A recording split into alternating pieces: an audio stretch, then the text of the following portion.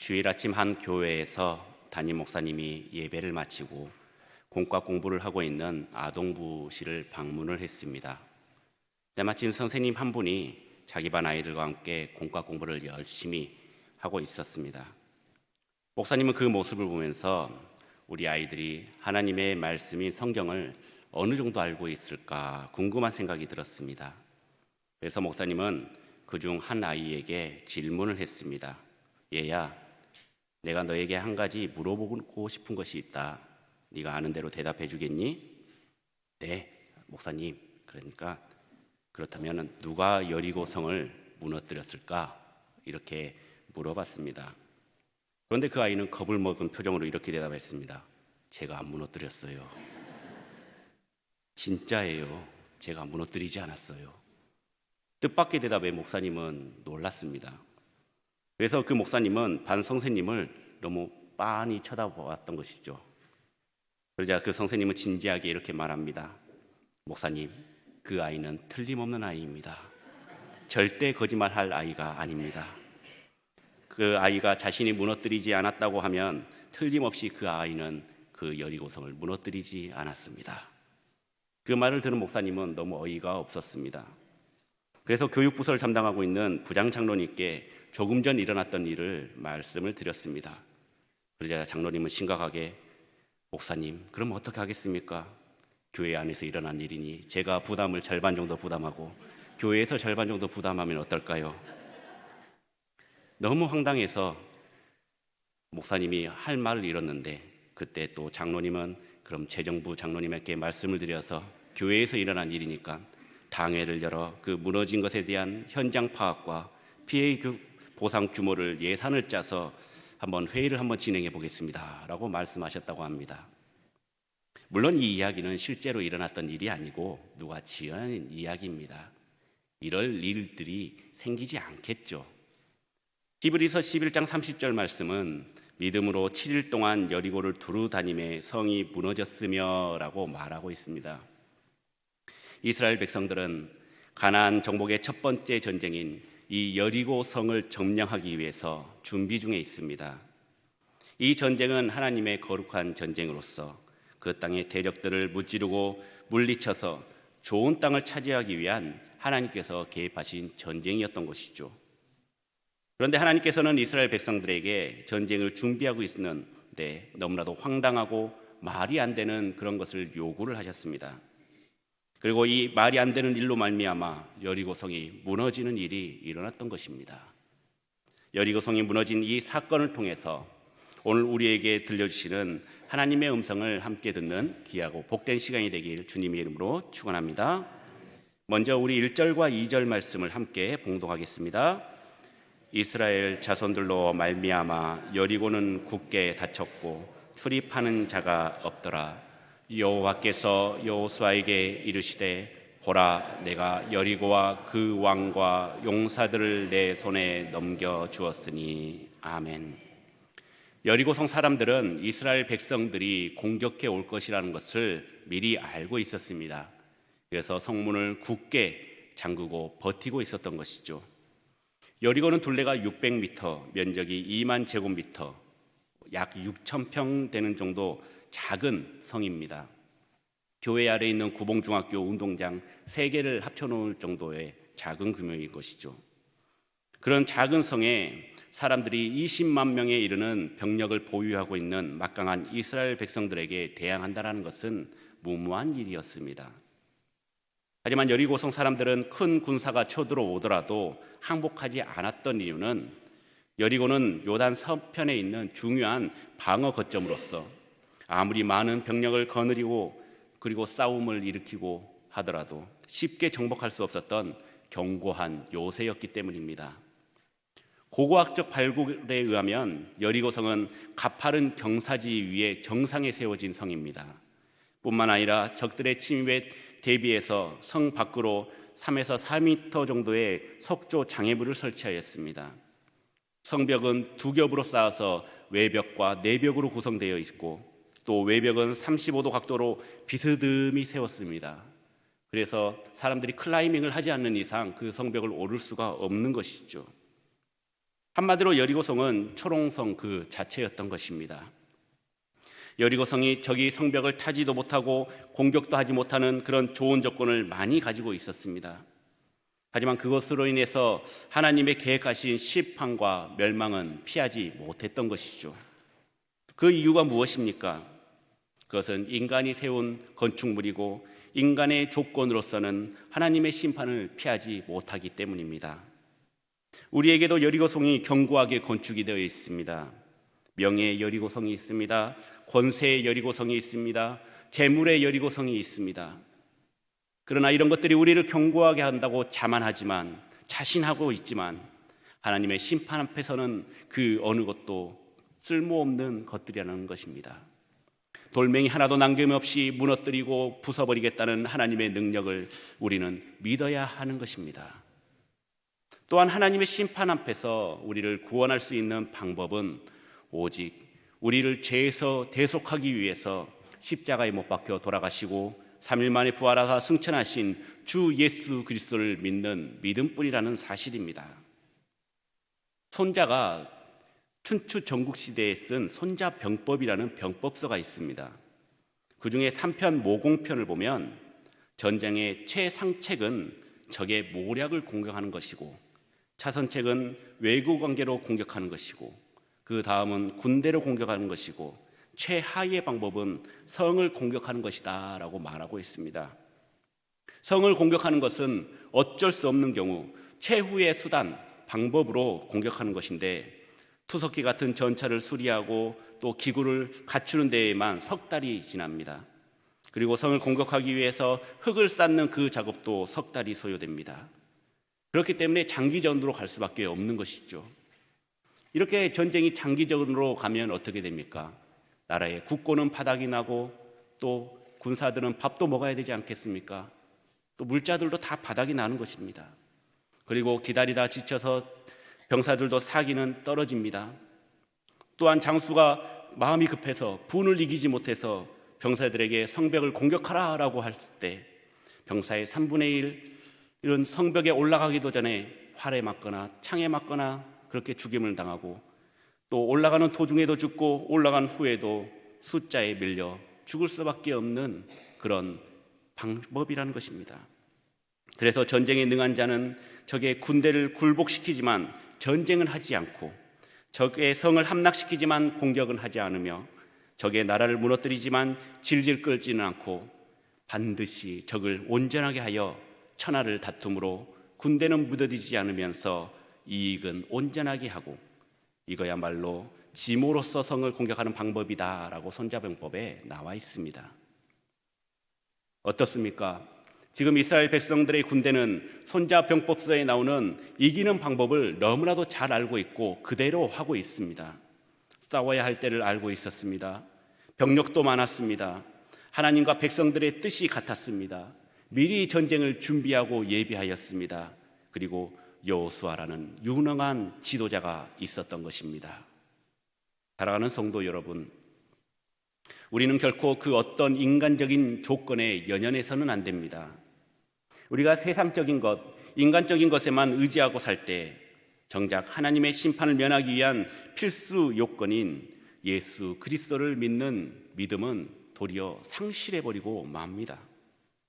우리는 오직 하나님의 아들 예수 그리스도를 믿는 그 믿음 안에서 세상의 그 모든 인간적인 조건에 얽매이지 않고 살아갈 때 하나님의 은혜로 말미암아 구원함을 얻고 결코 하나님의 심판에 이르지 아니하게 될 것입니다. 이것을 믿는 여러분들이 되시길 주님의 이름으로 축원합니다. 우리 계속해서 6에서 7절 말씀을 함께 봉독하겠습니다. 눈의 아들 여호수아가 제사장들을 불러 그들에게 이르되 너희는 언약궤를 메고 제사장 7은 양각 나팔 7을 잡고 여호와의 궤 앞에서 나아가라 하고, 또 백성에게 이르되 나아가서 그 성을 돌 때 무장한 자들이 여호와의 궤 앞에서 나아갈지니라 하니라. 아멘. 이스라엘 백성들이 성을 돌 때 그냥 아무렇게나 돈 것이 아니었습니다. 지파별로 누구 할 사람 손 해서 하는 것이 아닌 맨 앞에는 무장한 군사들이 앞섰고 그 뒤에는 양간 나팔을 든 7 제사장이, 그 뒤에는 언약궤를 맨 제사장이, 그리고 그 뒤에는 일반 군사들이 그렇게 구성이 되어서 따라갔습니다. 군사들이 여호와 궤를 앞세워 성을 돈 이유는 무엇일까요? 이것은 우리 성도들이 싸움을 할 때에 항상 하나님의 전신갑주로 무장하고 하나님을 앞세워서 싸워야 하기 때문입니다. 그래서 에베소서 6장 11절 말씀을 보면 마귀의 관계를 능히 대적하기 위해서 하나님의 전신갑주를 입으라 라고 말씀하고 있죠. 전신갑주는 우리가 알고 있는 갑옷을 말하고 있는 것입니다.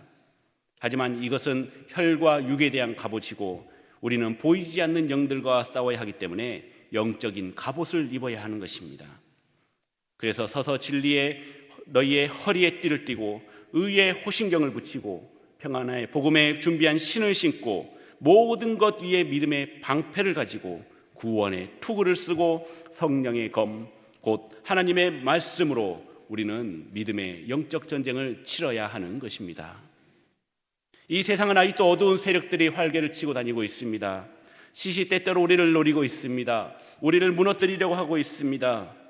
그렇기 때문에 이 약한 세력들을 무너뜨리기 위해서는 세상적인 생각, 그리고 세상적인 방법, 그리고 내 생각, 내 뜻이 아닌 하나님의 전신갑주를 입어 공격과 방어에 부족함 없도록 우리는 늘 대비하고 있어야 하는 것입니다.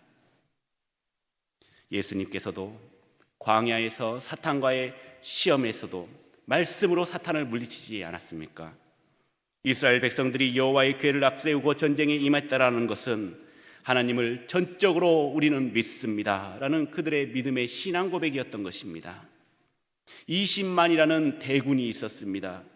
하지만 힘만 믿고 여리고를 쳐들어가지 않았던 것입니다. 그런데 아이성 전투를 보면 패배하는 이스라엘을 볼 수가 있습니다. 이것은 실패한 전투였죠. 실패한 이유에는 3가지 이유가 있었습니다. 먼저 기도하지 않았습니다. 기도하지 않음으로써 하나님의 도움을 구하지 않았던 것입니다. 그리고 인간의 자만이었습니다. 여리고성에 무너뜨리고 승리에 도취한 나머지 그보다 훨씬 더 작은 아이성을 쉽게 이길 수 있겠다는 인간의 자만이 있었던 것입니다. 그리고 마지막에 아간의 불순종이었습니다. 한 사람의 불순종으로 말미암아 민족이 실패를 경험하였습니다. 이 아간의 불순종은 오늘 새벽 예배 때도 말씀을 드렸습니다. 한 개인의 잘못, 한 개인의 범죄가 이스라엘의 모든 것을 멈춰버리고 범죄하게 만들어버렸던 것입니다. 그러므로 모든 영적 전쟁에서는 하나님께서 주관하시고 이끌어 가셔야 승리를 거머쥘 수가 있는 것입니다. 거룩한 전쟁, 이것은 우리의 군사력을 가지고 싸우는 것이 아닙니다. 역대하 20장 15절의 말씀, 이 전쟁은 너희에게 속한 것이 아니요 하나님께 속한 것이라. 아멘. 전쟁은 여호와께 속한 것인즉 우리에게 속한 것이 아닙니다. 우리의 힘과 능으로 싸우는 것이 아닙니다. 하나님께서 속한 전쟁에 우리가 기도함으로써 함께 참여하는 것뿐입니다. 수많은 병력과 엄청난 병거를 앞세우고 적군이 침략해 오면 우리는 두려움으로 떨 것입니다. 애굽에서 출애굽한 이스라엘 백성들이 홍해 앞을 가로막고 있을 때 애굽의 군대가 쳐들어오고 있습니다. 이들을 죽이려고 찾아왔을 때 이스라엘 백성들은 어떻게 했습니까? 지금까지 역사하셨던 그 기적의 하나님을 믿었습니까? 아니면 어디 묘지가 없어서 이 광야에까지 내몰라서 우리를 죽게 만드냐라고 한탄하고 불만을 표출했습니까? 유다 여호사밧도 벌떼 같은 군대를 앞서 침략해온 암몬과 모압 자손들의 연합 공격을 받고 있었을 때 여호사밧은 먼저 기도를 드림으로 두려움에 떨고 있는 군사들과 백성들에게 용기를 북돋아 주었습니다. 그리고 여호와는 아하시엘을 통해서 이 전쟁은 하나님께 속한 것이라고 외쳤습니다. 그리고 여호사밧은 군대 맨 앞에 찬양대를 세우고 하나님께 찬양을 하며 대열을 이루고 가만히 서서 너희와 함께 해주시는 여호와의 구원을 바라볼지어다 라고 선포하셨던 것입니다. 하나님께서는 여리고성을 정복하기 위해서 이스라엘 백성들에게 취해야 할 행동을 알려주십니다. 먼저 엿새 동안 매일 한 바퀴씩 성 주변을 돌아야 했습니다. 이때 제사장들은 7 양각 나팔을 잡고 언약궤 앞에서 이동했습니다. 불지도 않을 그 양각 나팔을 들고 행진을 했던 것이죠. 그리고 마지막 7일째 되는 날 성을 7번을 돌고 7 제사장은 7 양각 나팔을 길게 불고 백성들은 이때 소리를 쳤어야 했습니다. 이스라엘 백성들이 여리고 성을 무너뜨리고 승리를 이루기 위해선 반드시 이러한 하나님의 명령에 온전히 순종해야 했던 것입니다. 만일 성 주변을 하루라도 쉬거나 양각 나팔을 든 제사장이 언약궤 앞에서 행하지 않거나 마지막 날 성 주위를 7바퀴 돌지 않았다면 여리고 성은 결코 무너지지 않았을 것입니다. 아무런 대책 없이 여리고를 돈다라는 것, 이것은 인간적으로 생각으로 판단했을 때는 매우 우스운 일이고 위험한 일이었습니다.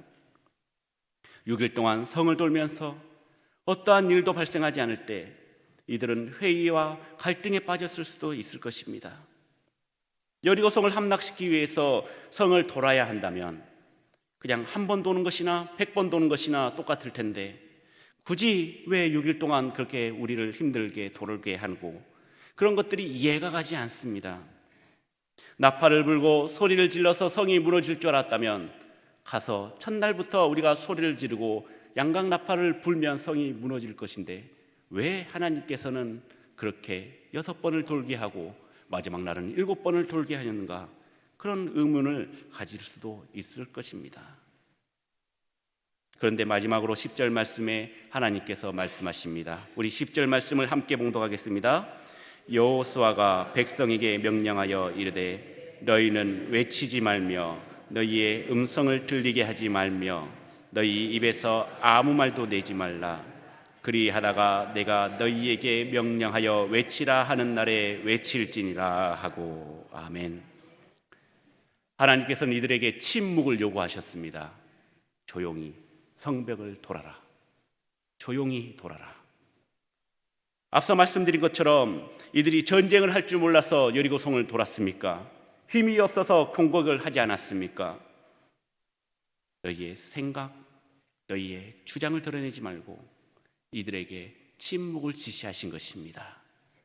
조용히 내가 시키는 대로 해라. 심지어 11절 말씀을 보면 이들이 성을 한 바퀴 돌고 나서 어떻게 합니까? 자기 진영으로 돌아가서 잠을 잤다고 기록되어 있습니다. 다른 일을 하는 것이 아닙니다. 전쟁을 대비한 것도 아닙니다. 한 바퀴를 돌고 그 남은 시간에 잠을 잔 것입니다. 여러분들 600m 한 바퀴 도는데 천천히 걸어도 20분이면 걷습니다. 맨날 몇 시간을 거는 것이 아니라 그냥 20분 천천히 걷고 나서 자기 진영으로 돌아와 잠을 잔 것입니다. 여러분들 600m 걸어 보셨습니까? 피곤하십니까?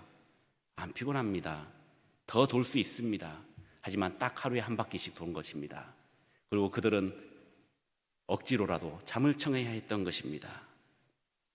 하나님께서 요구하시는 그 순종, 이것은 우리의 생각과 뜻이 아닌, 그리고 일회성으로 끝나는 것이 아닌 지속적이고 온전한 것이 바로 순종인 것입니다. 이러한 순종만이 하나님의 역사를 이루었고 또 승리를 이끌어 내었던 것입니다. 사실 처음에는 순종을 할 경우가 굉장히 많이 있습니다. 믿음대로 될지어다, 믿음대로 되게 하여 주옵소서. 그런데 시간이 지나면 하지 않는, 지속적이지 못한 그 순종이나 자기가 마음에 드는 것은 행하고 마음에 들지 않는 명령은 행하지 않는 온전치 못한 순종을 하는 우리를 경험하게 됩니다. 성경에는 불순종한 인물들이 참 많이 있습니다. 그 중에 사울만큼이나 불순종한 자는 없었습니다. 하나님께서 후회했다라고 말한 인물이 바로 사울인 것입니다. 하나님께서는 사울에게 아말렉과 싸우고 그리고 그것에서 다 진멸하라라고 명령하셨습니다. 하나도 남김없이 다 죽이라고 명령하였지만 하나님의 명령을 따라 싸워 이겼고 그리고 다 진멸해야 했지만 다 진멸하지 않았습니다. 좋은 것들을 취했습니다. 그리고 아말렉 왕 아각도 살려둠으로써 하나님께 불순종하였습니다. 사울의 입장에서는 전리품을 남겨두는 것이 어떻게 보면 하나님께 더 영광을 돌리는 방법일지도 몰랐습니다. 하지만 하나님께서는 그렇게 하지 말라고 하였습니다. 사무엘을 통하여 회개의 기회가 있었지만 계속된 거짓말과 변명으로 인해서 하나님께서는 사울을 이스라엘 왕으로 삼은 것을 후회하게 했다라고 말하지 않았습니까? 살아가는 성도 여러분, 지속적이지 못하거나 온전치 못한 순종은 순종이 아닙니다. 그동안 열심히 했으니까, 몇 개는 지켰으니까, 나머지는 잘 안 지켜도 어느 정도 하나님께서 이해해 주시겠지? 하나님께서는 자비로우신 하나님이시니까. 그렇게 생각을 하며 스스로 내가 하나님이 되고 내가 판단하고 내가 결정자가 되어서 생각하지 않습니까? 내 생각이 아닌 하나님의 생각으로 지속적으로 지키는 것, 내 이성적으로는 이해가 가지 않아도 하나님 말씀에 따라가는 것, 이것이 바로 순종인 것입니다. 우리 순종의 용두사미가 되지 맙시다. 원하는 것에만 순종하는 선택적 순종을 하지 맙시다. 하나님의 명령에 단 하나라도 허투루 듣지 않고 하나님의 말씀해 주시는 것을 다 이행할 때 우리는 놀라운 역사가 우리 가운데 임하실 뿐만 아니라 승리의 기쁨을 거머쥐게 될 수 있는 것입니다. 예전에 SK텔레콤 광고에 이런 문구가 있습니다. 또 다른 세계를 만날 때는 잠시 꺼두셔도 좋습니다. 우리 예배 시간에도 이 말이 적용이 되겠죠. 주님과 만나는 시간에는 잠시 꺼두셔도 좋습니다. 이 말은 무슨 말일까요? 불필요한 말보다는 침묵이 훨씬 낫다라는 말입니다. 침묵은 그저 조용히 있는 것이 아닙니다. 그냥 멍하니 있는 것이 아니라는 것이죠.